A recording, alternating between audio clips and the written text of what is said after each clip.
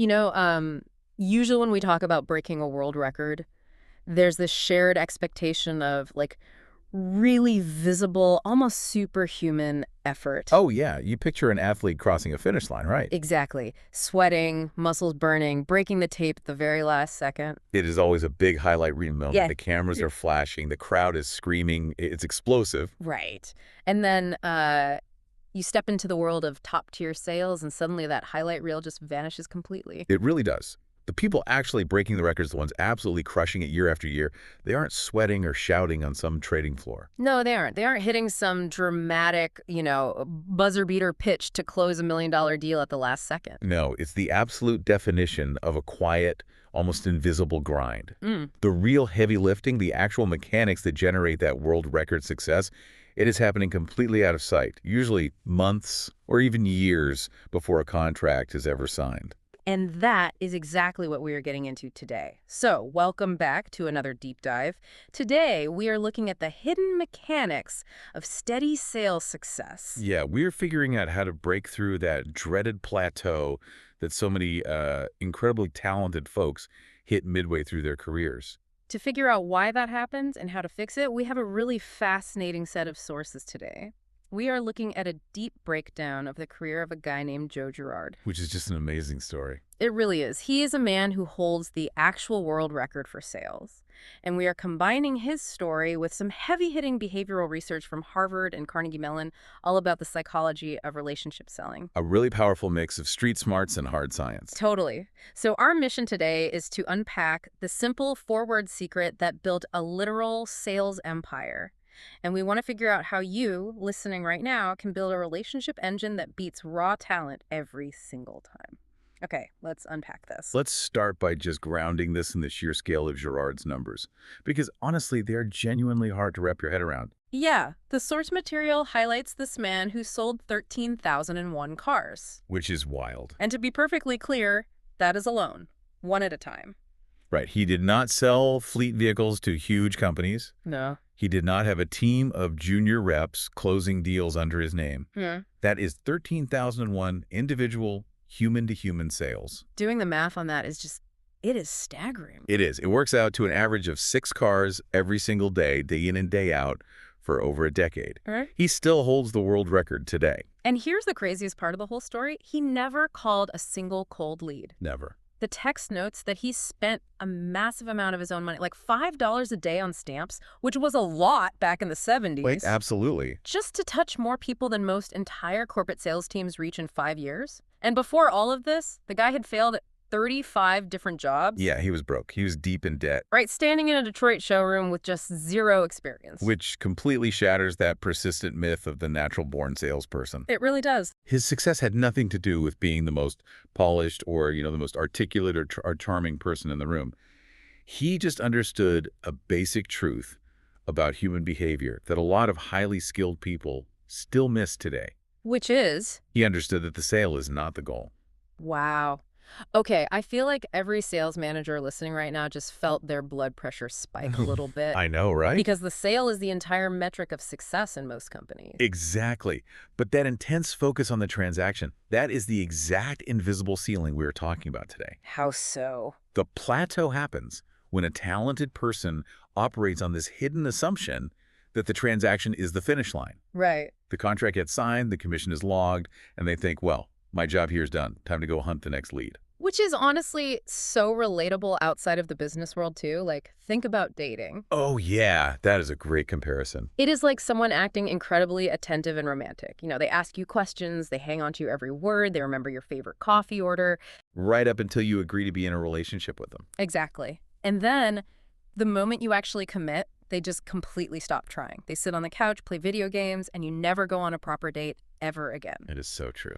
So if you are listening right now, ask yourself, have you ever noticed your own professional contact list is just full of former clients who only ever hear from you when you need something from them? That is a brilliant way to frame it, because buyers absolutely feel that exact same coldness. They can tell. They are highly tuned into it. They know the difference between being pushed through a funnel and when someone is genuinely invested in their success. Right. And the visible symptom of this in a business is that roller coaster pipeline. The hidden cause is exactly what you just pointed out. Oh. A dead contact list full of people who felt dumped the minute their credit card cleared. And the source material actually points out that this feeling of being discarded is exactly why you will see competitors who have a weaker product still winning deals. Happens all the time. They win the renewal or they win the first contract simply because they are invested in the buyer as a real person, not just pitching features at them. So true. If raw talent and having the best product do not break you through that ceiling, we really have to look at what actually drives the buying choice at a deeper mental level. Okay, so let's look at the science of what makes people say yes. Girard had this system to maintain relationships, and the physical scale of it is just mind-blowing. Oh, absurd. He sent out over 13,000 physical greeting cards every single month. To every past customer. Every month. 12 times a year. He actually had to hire an assistant just to help him write the addresses. 13,000 cards. And inside these cards, there was no pitch. Nothing. No coupon, no flyer for the new models on the lot, just 4 words. I like you. I like you. And a signature. See, I have to push back on this a bit because it feels so incredibly simple. Sure. Why I like you? Why not the standard professional, thank you for your business or happy holidays? Well, what's fascinating here is the precise way the brain responds to that specific word choice. Okay. When you send a card that says thank you for your business, you are instantly anchoring that relationship to a financial exchange. You were reminding them of the money they gave you. Exactly. It feels corporate. It acts like a receipt. It basically translates to thanks for the cash. Yes. And when the human brain receives a pitch or a transactional message, the threat detection part of the brain actually flares up. We get defensive. We enter this guarded, critical state. We evaluate the message to see if we're being played. But expressing genuine care, simply saying, I like you, it bypasses that logical threat filter entirely. It creates ease. Exactly. Research shows that being liked, or just feeling that someone genuinely likes us, triggers a deep human need to give back. It shifts the dynamic from a vendor and a buyer to a human and a human. And there is serious science backing this up in our sources today. The behavioral folks over at Harvard have studied this under a concept called the mere exposure effect. Right. And the mere exposure effect is this mental shortcut where people tend to develop a preference for things just because they are familiar with them. The Harvard data essentially proves that repeated, low-pressure contact with another person measurably increases feelings of trust over time. And the key is that this happens even if you aren't trying to persuade them of anything, right? Exactly. Just showing up consistently without making demands lowers the friction. The brain uses less energy to process familiar things, and it interprets that ease as real trust. It is kind of like hearing a new song on the radio. Oh, perfect example. The first time you hear it, you might not care for it at all, but after hearing it playing quietly in the background 20 times at the store, you suddenly find yourself humming along to it. Yes. And Carnegie Mellon has research on marketing that echoes this perfectly. They looked at what actually keeps people loyal to a service or a brand. And what did they find? They found that consistent, low-friction touchpoints are one of the absolute strongest predictors of keeping a customer long-term. It frequently beats actual product satisfaction. People will consciously choose to stick with the slightly worse product or pay a higher price if they have high trust and familiar communication with the person who sold it to them. The emotional safety of the relationship outweighs the logical specs of the product. Every single time. That fundamentally rewrites how we should think about spending our working hours. It really does. And the data in our sources also points out this massive gap in how the modern industry works. It says that 80% of sales require an average of 5 or more follow-up contacts after the first meeting to actually close. 80%. But the vast majority of professionals give up after just 1 or 2 attempts. It is the silent killer of pipelines.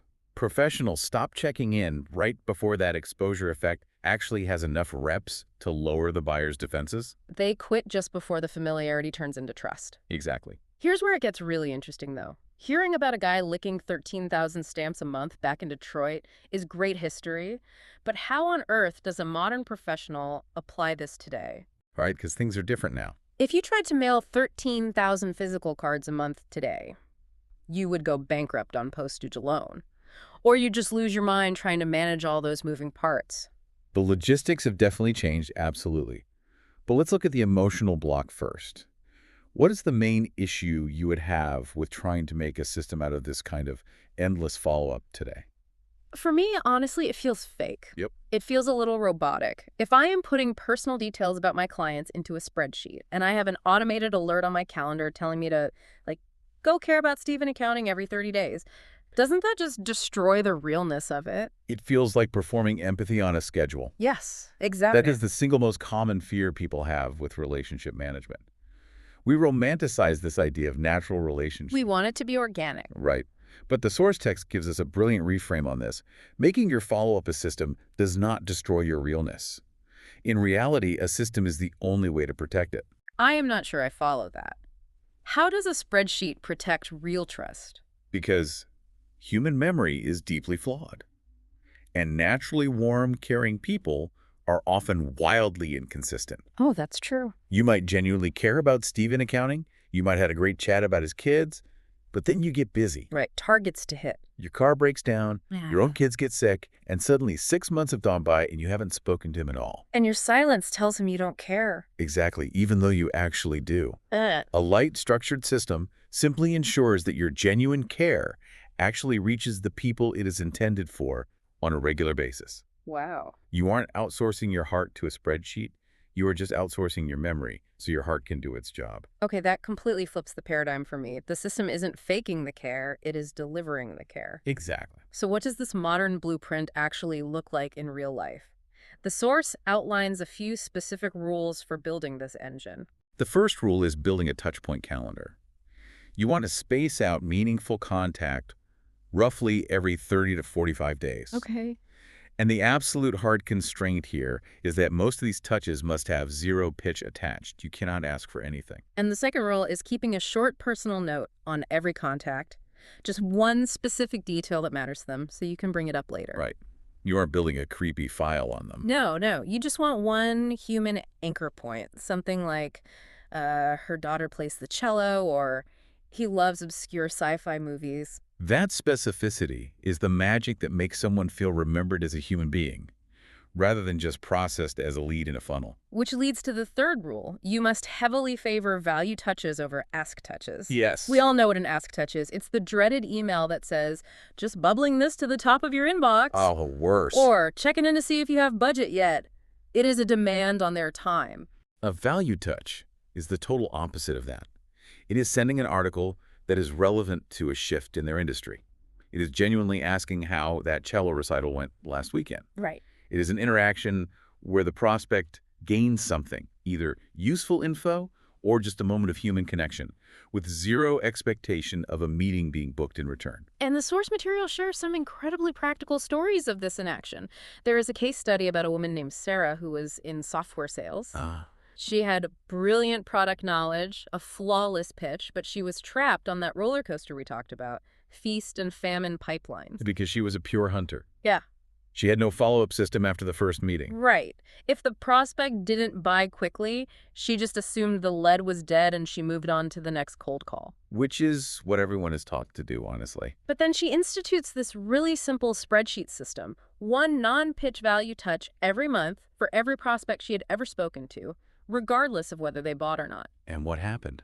3 months into this new habit, a prospect she had completely written off, a massive account that had gone completely quiet, ghosted her completely. They reached back out to her directly and signed, just like that, because her monthly no-pressure check-in bypassed their threat filters and kept her name visible right at the exact moment their company budget suddenly opened up. She resurrected a massive dead deal with zero new cold calling effort. It was purely the result of just maintaining the relationship. She was the only vendor still standing in the room when the buyer was finally ready to move.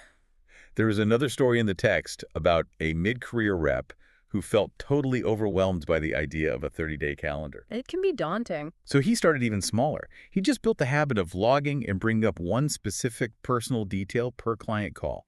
Just one. Just one thing. And within a matter of weeks, his clients were unprompted telling him how much more human and enjoyable he was to work with compared to all the other vendors they dealt with. The barrier to entry is just incredibly low. Just remembering one detail changes the entire vibe of a business chat. It changes the chemistry. Yeah. And yet so few professionals take the 10 seconds required to just write that detail down. Which brings up a big question. If the science is this well documented and the daily habit is as simple as logging a personal detail and sending an article every 45 days, why isn't everyone doing this? That requires us to look at the cultural myths in the business world. There are deeply rooted bad habits that actively block people from trusting this kind of slow, quiet success. Okay, let's talk about those myths. Like, does this mean I have to be a massive extrovert? Right. Because I think a lot of people picture Joe Girard as this loud, backslapping, charismatic guy who just takes over every room he walks into. But our sources really emphasize that relationship building is a calculated strategy. It is about consistency, not charisma. An introverted person who quietly maintains a reliable calendar, sending thoughtful stuff and remembering names, they will financially crush a highly charismatic but disorganized extrovert over a 5-year timeline. Trust is built on reliability, not noise. Beautifully said. What about the type of sale? Is this only necessary for huge, highly emotional purchases? I can see why a relationship matters when you are buying a car or a house, but what about boring corporate software? Oh, it is arguably more crucial for B2B and corporate environments precisely because the sales cycles are so long. Right, they take forever. They involve so many different people. In corporate sales, prospects go quiet for weeks or months while internal approvals just drag on. And during that silence, most salespeople panic, right? Absolutely. Or they just walk away. Exactly. That silence is the exact environment where a low-pressure system keeps your deal warm while your competitor is completely forgotten by the buying team. Then there is the pressure of time. A lot of people feel that if they aren't actively pitching, they are wasting their selling hours. You know, if I'm not closing, I'm losing. But the mental awareness studies dismantle that entirely. Non-pitch touches are the exact thing that keeps you top of mind for the sudden moment a need actually arises. You're planting seeds. Yes. Hmm. The deal is often won long before the formal pitch ever happens, simply because you establish that comfort and ease beforehand. We also have to consider the digital world we live in now.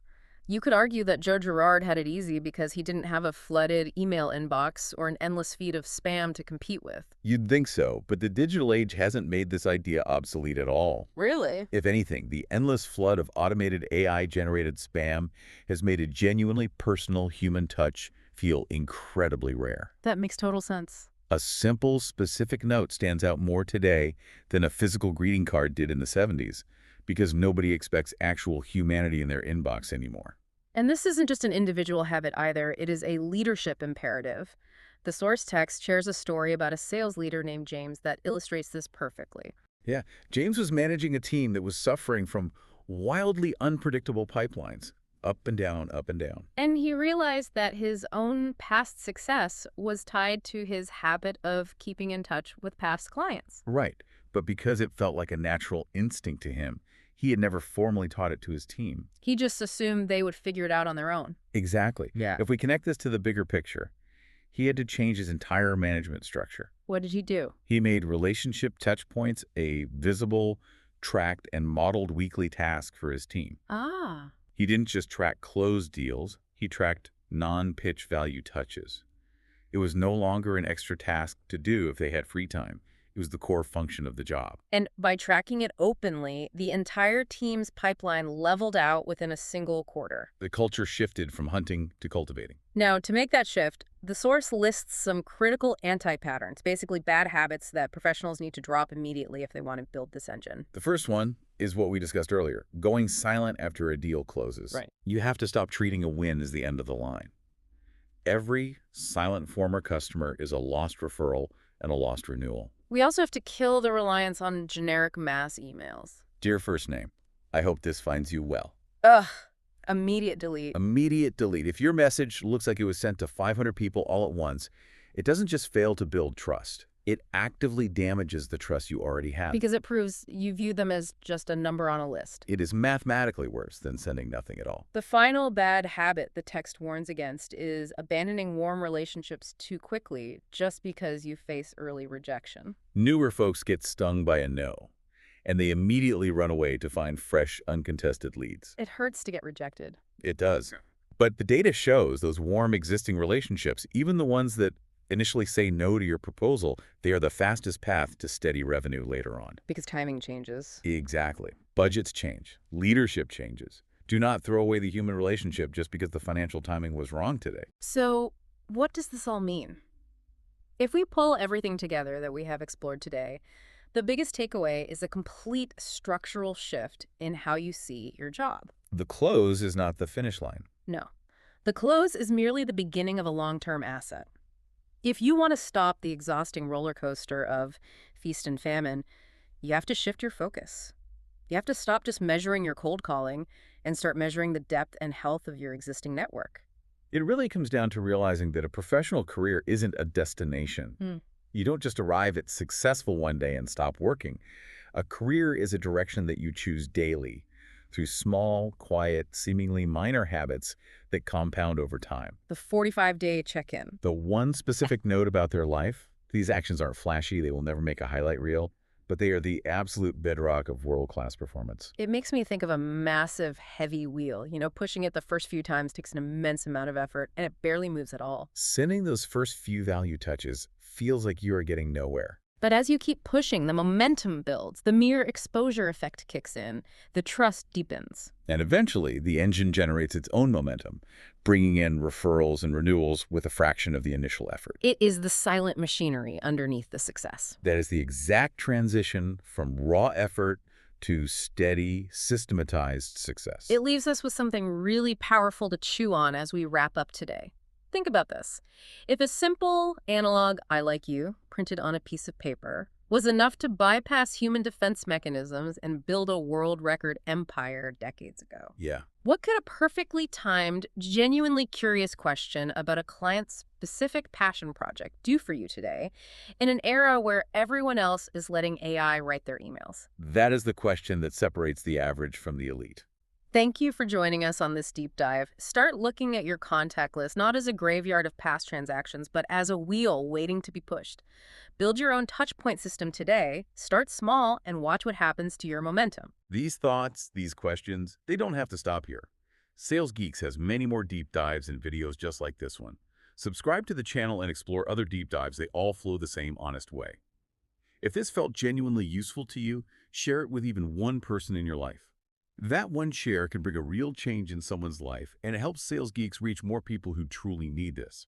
If this brought you real value, look for the Join button right next to the Sales Geeks logo below this video. Click it and become a member of the Sales Support Circle. Your support helps honest sales awareness reach thousands who are silently struggling. Sales Geeks moves forward because of you. Thank you so much from the heart for being here.